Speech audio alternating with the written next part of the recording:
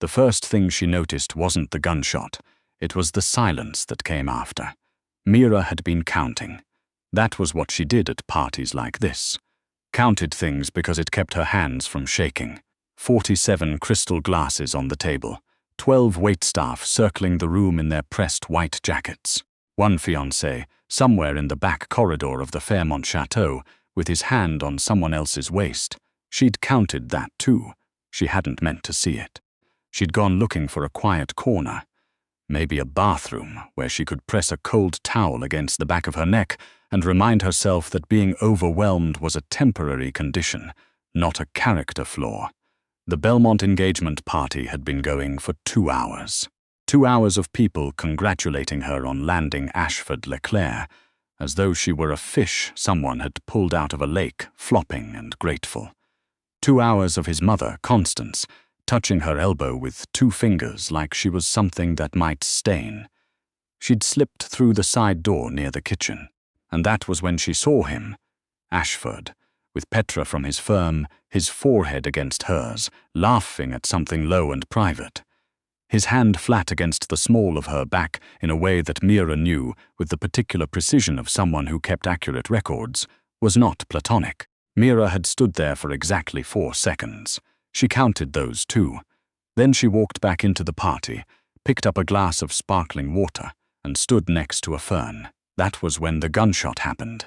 Not inside the ballroom. Somewhere outside, maybe a vehicle backfiring. She would wonder later. But the sound cracked through the high glass ceiling of the Fairmont's garden wing, and everyone stopped. Stopped mid-sentence, mid-sip, mid-law. The string quartet let a note die in the air, and into that silence walked a man she had never seen before. He came through the main entrance at the far end of the hall, flanked by 2 others who moved like shadows trained to look like people. He was tall in the way that rooms adjust to, not aggressively, just factually. Dark coat, no tie, a jaw that looked like it had made a decision years ago and never revisited it. His hair was dark at the sides and graying at the temples, not in the way that suggested aging, but in the way that suggested he had earned it. He wasn't looking at anyone in particular, and then he was looking at her. Mira didn't look away. She told herself later it was because she was too tired to perform the social reflex of glancing down. She'd been tired for 3 years. Tired of Ashford's family treating her like a liability they'd agreed to absorb. Tired of doing the bookkeeping for his firm's subsidiary accounts at half the salary of men who made twice the errors. Tired of being grateful for a table she'd been told she was lucky to sit at. The man crossed the room without stopping. People moved. Not in the panicked way, more the way water moves around a stone that has always been there. He stopped in front of her. She looked at him directly and said, "You're not on the guest list." He studied her for a moment. Something shifted at the corner of his mouth, not quite a smile. "More like a notation." "No," he said. "I'm not." His voice was low and unhurried, the kind of voice that didn't raise itself because it had never needed to. The accent was hard to place. Eastern European underneath something flatter, more northern. "Mira Solano," he said. "Not a question. You have the wrong person," she said, though she wasn't sure why she said it. Instinct, maybe. The same instinct that had kept her from crying in front of Constance Leclair for 3 years. "I don't," he said. "You ran the reconciliation accounts for Leclair Capital's offshore holdings in 2024. You found a discrepancy of $432,000 that your fiancé told you to bury." Mira's grip on the water glass tightened. "I don't know what you're talking about." "You buried it," he said. "And you kept a copy." The string quartet had started playing again, something bright and forgettable. Around them, the party resumed its hum, guests returning to the business of ignoring things. "Who are you?" she asked. "Harwick," he said, just the one word. As though that was sufficient. Mira had heard the name. Most people in certain financial circles had, the way you hear about a storm before it arrives, Daniel Harwick. She'd seen it at the edge of documents, in the footnotes of transactions that came through the firm from sources Ashford told her not to look at too carefully. She hadn't been able to not look carefully. Looking carefully was the only skill she'd ever been sure of. "Whatever you're selling," she said, "I'm at my engagement party." "Your fiancé," Harwick said without inflection, is currently in the corridor behind the kitchen with a junior associate named Petra. He has been for the last 11 minutes. She didn't answer. You already knew, he said. What do you want? She asked instead. He reached into his coat and produced a card. Not a business card, a plain white card with a number handwritten in black ink. He held it out. When she didn't take it immediately, he set it on the fern stand next to her and stepped back, giving her the choice. I want the copy of those accounts, he said. I'm willing to compensate fairly. And if I say no, then you go back to being engaged to a man who moves money for people who shouldn't have it, and eventually the people auditing that movement will find you in the records whether you want to be there or not. He said it without threat. Like whether the copy protects you, or it makes me a target. You're already a target, he said. You just don't have a sponsor yet. She stared at him. He looked back at her with the patience of someone who had learned that silence was a sharper instrument than pressure. Across the room, Ashford had reappeared, straightening his jacket, scanning for her. When he found her, he raised a hand in the easy way of a man who assumed the world was waiting for him. Then his eyes landed on Harwick, and something crossed his face. Not quite fear. The thing that lives underneath fear before fear has a name. Harwick turned slightly to follow her gaze. He looked at Ashford the way you might look at an invoice you'd already processed. Think about it, he said to Mira. Then he walked back the way he'd come, and his two shadows followed, and the room reformed itself around the space where he'd been. Mira looked down at the card on the fern stand. She picked it up. She did not call the number that night. She sat in the guest room of the Fairmont. She had not wanted to share the suite Ashford had booked, and she opened her laptop and pulled up the duplicate file she kept on an encrypted drive that lived inside a folder labeled 2021 Tax Backup, Do Not Delete. She had labeled it that 3 years ago and found grim comfort in the fact that no one, including Ashford, had ever asked about it. $432,000. Moving through shell accounts in the Cayman Islands and back through a Luxembourg subsidiary that Leclair Capital used to receive consulting fees from a property development company in Montreal that, if you followed the chain far enough, which Mira had at 2 in the morning on a Tuesday when she should have been sleeping, had no actual consulting contract on record. She had flagged it to Ashford. He had looked at the numbers for a long time, then looked at her, then said, "You're very good at this," like it was an inconvenience, like her accuracy was a problem he'd need to manage. She had buried it, as Harwick said. She had also kept the copy. She hadn't known why at the time. She did now. She looked at the card. She called the number. It rang twice. "Mira Solano," Harwick said.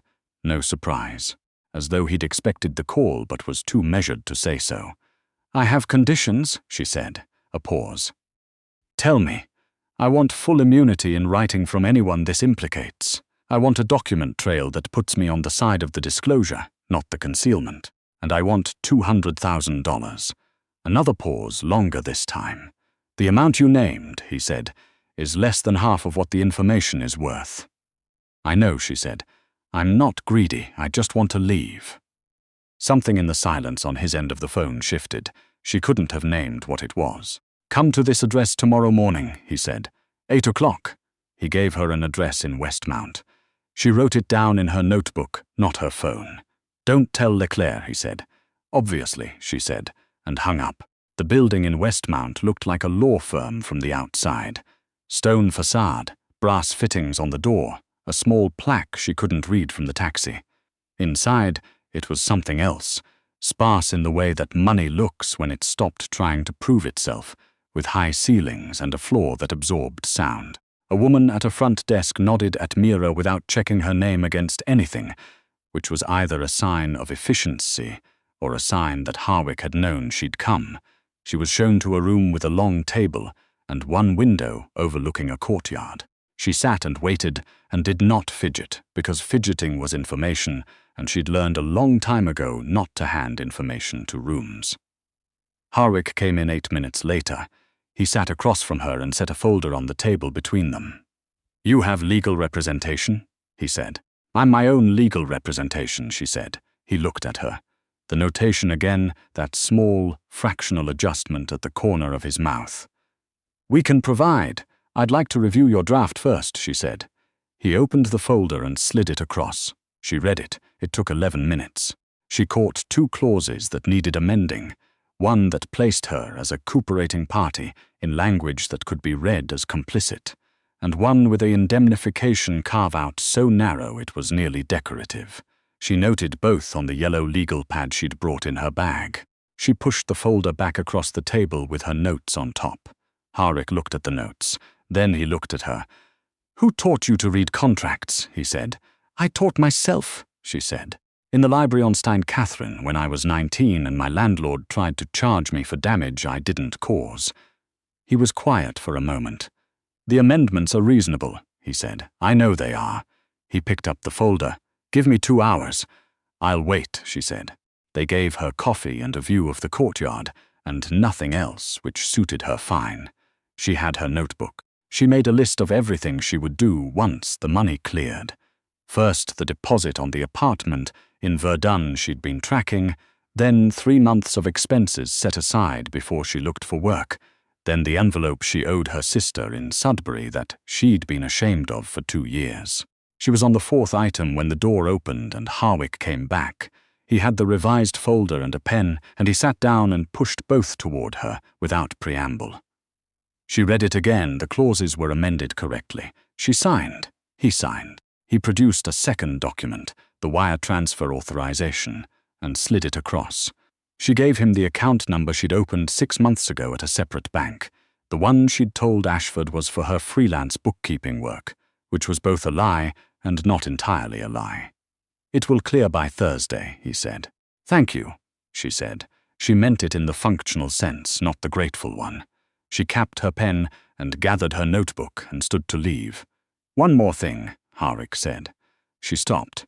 He was looking at the table, not at her, which was the first time she'd seen him not look at something directly. "The accounts you found," he said.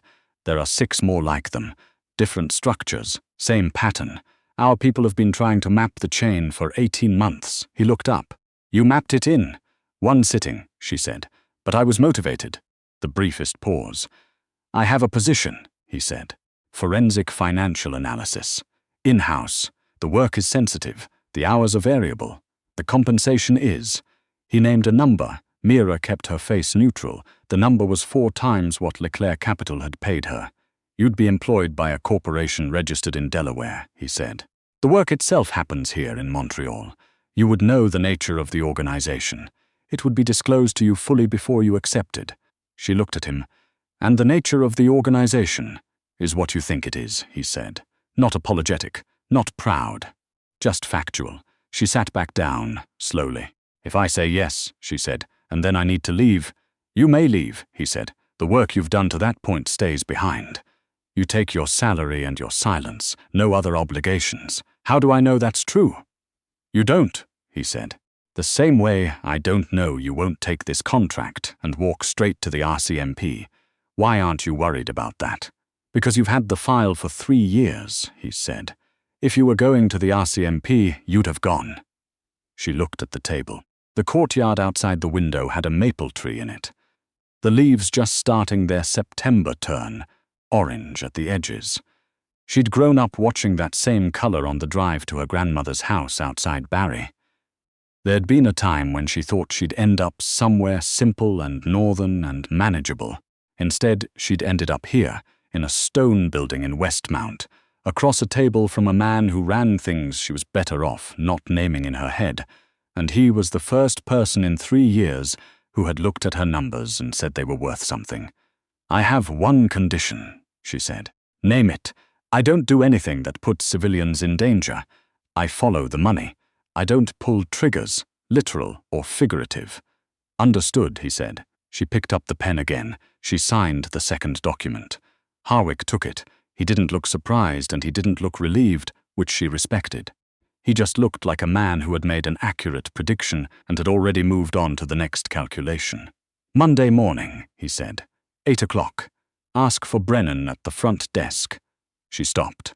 "There's already a Brennan here? He handles logistic. Fine." She stood. Monday. She walked out through the lobby and through the brass-fitted door and out onto the street, where September was doing what September in Montreal does, that particular slant of light that makes everything look more decided than it is. She stood on the sidewalk for a moment and breathed. Her phone buzzed. Ashford. The third call in the last 2 hours. She declined it. She walked to the metro and sat on the orange line with her notebook on her knees and thought about the maple tree in the courtyard and the list she'd started and the word sponsor that Harwick had used the night before. The way he'd said it like it was a transaction and not a promise, which, she decided, was exactly the kind of thing she could trust. Monday came, and Tuesday, and the weeks that followed were nothing like what she'd expected, which was to say they were nothing cinematic. She sat in a small office on the second floor of the Westmount building, and she looked at numbers. The numbers were complicated and layered, and moved through structures designed to make them hard to follow. And she followed them anyway. She made clean, documented maps of where money had come from and where it had gone, and what it was pretending to be in transit. She submitted the maps to Harwick's people. She never knew exactly who received them, and occasionally Harwick himself would appear in the doorway of her office with a paper cup of coffee he'd had someone bring from the place around the corner, because he'd noticed on the first day that she drank it black and had apparently filed this away the same way he filed everything else. He never stayed long. He'd set the coffee on the corner of her desk and look at whatever was on her screen and say something brief. Sometimes a question, sometimes just an observation, and then leave. She found she looked forward to it more than she could justify accounting for. She told herself it was because he was the only person in the building who treated her work like it mattered in the way she understood mattering. Not emotionally, not as flattery, but as something with real weight and consequence. He didn't say good job. He said things like, this one, the Luxembourg routing, how did you know to start from the receiving end? And she explained, and he listened, and she could see him actually incorporating it, updating something internal the way a careful person updates a ledger. She had not expected to find that restful. The problem started in November. She was working late. Harwick had asked her to trace a specific pattern of charitable donations that were being used to move funds through arts foundations in Toronto and Calgary when she heard raised voices from down the hall, not in the building's usual register of controlled, clipped conversation. This was anger with the containment stripped off. She recognized Harwick's voice because it was the only time she'd ever heard him not sound deliberate. She did not go into the hall. She kept working, but the voices filtered under the door regardless, and she heard enough to understand that someone within the organization had moved money without authorization. Not missing money, redirected money. Redirect towards something that implied a certain faction had been planning something without consensus, and that Harwick was being informed of it only now. The voices stopped. 20 minutes later, her office door opened. Harwick came in. He looked the same as always, nothing visibly displaced, but she'd been reading numbers long enough to recognize when something had been deliberately zeroed out. The stillness in him was a little too even. He sat in the chair across from her desk without being invited, which was new. She waited. There's a problem, he said. I heard. His eyes moved to her briefly. How much? Enough to know it's internal, and that you weren't told in advance. He looked at the floor, then at his hands. She noticed, not for the first time, the scar along the outer edge of his left hand, a clean old one that ran from his knuckle to his wrist. She'd wondered about it. She hadn't asked. Someone has been building a parallel ledger, he said, using structures similar enough to ours that tracing them would require someone who knows exactly how ours work. She understood immediately. You want me to trace it, she said. You're the only person who can. If I trace it, she said, and the ledger leads where you think it leads, to someone inside, what happens to that person? He looked at her directly. That's not your department. I know it's not my department, she said. I'm asking anyway. The pause was longer than usual. Nothing that implicates you, he said. Nothing that you have to see or know about. She weighed that. That's not quite what I asked. No, he said. It's not. She looked at him across her desk in the yellow lamplight of her second-floor office with the maple tree now bare outside the window. She thought about the clause she'd negotiated in her original contract. She thought about the list in her notebook. "I'll trace it," she said, "on one condition." "You and your conditions," he said. Not unkindly. "Whatever I find, you show me before you act on it. I don't want to hand you a map and not know where it led." He looked at her for a long moment. "That's not standard," he said. "No," she said. "But I'm not standard, and you hired me anyway." Something in his face shifted. Not the notation this time. Something deeper and less controlled. There and gone so fast she could have told herself she imagined it, but she kept accurate records, and she did not imagine things. "Agreed," he said. He stood. He was at the door when she said it. "Harwick." He stopped. She wasn't sure why she said the next part. Instinct again, maybe. The same instinct that made her keep copies. "Whoever it is, they're going to know I'm the one who found them." He turned. "Yes." "So you understand," she said, "that whatever comes next, you're responsible for my safety. Not as a favor, as an accounting matter. I'm an asset your operation depends on." He stood very still for a moment. Then, "Yes," he said again. "I do understand that." She nodded. She picked up her pen. "Good night," she said. "Good night, Miss Solano," he said, and closed the door. And she waited until his footsteps had faded down the hall before she let herself sit back in her chair and stare at the ceiling for exactly 30 seconds, which was the length of time she allowed herself to feel something before she went back to work. She opened a new document. She named it something benign, Foundation Revenue Reconciliation, Q3, and she started to follow the money. Outside, somewhere across the city, the first snow of the season was beginning to fall, the particular Montreal kind, dry and certain, settling into the angles of things. Mira Solano kept her eyes on the screen. She followed the numbers the way she had always followed numbers, forward, without flinching, and always with one eye on where the trail would end. She was very good at knowing where things ended. She just didn't know yet whether this time the ending would be hers.